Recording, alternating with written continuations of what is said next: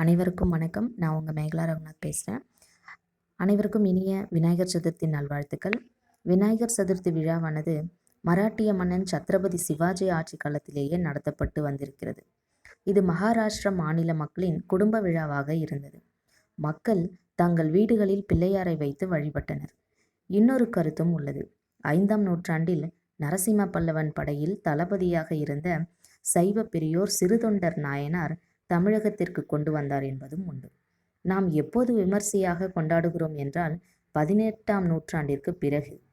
இதற்கு முழு முதற் காரணம் இந்திய விடுதலை இயக்கத்தின் முதல் தலைவரான பாலகங்காதர திலகர் தான். 1973ஆம் ஆண்டு சர்வஜன கணேஷ் உத்சவ் என்ற பெயரில் இவர் ஆரம்பித்த விநாயகர் சதுர்த்தி பொதுமக்களிடையே தேசியம் வளரச் செய்தது. அது மட்டுமல்லாமல் விநாயகர் சிலைகள் 3/4 அடியிலிருந்து 70 அடி வரை விதவிதமாக செய்யப்படுகின்றன. 3 முதல் 5 நாள் வரை வீட்டில் விநாயகரை வைத்து சிறப்பாக வழிபாடு செய்து ஊரின் அருகிலுள்ள நீர்நிலைகளில் கரைத்து விடுகிறார்கள்.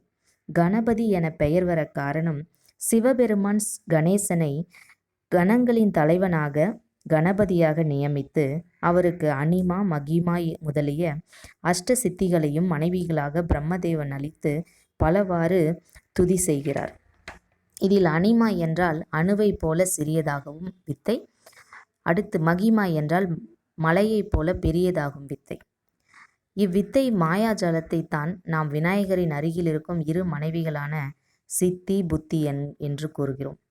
எப்போதும் விநாயகருடன் மூஷிகனை பார்க்கிறோம்.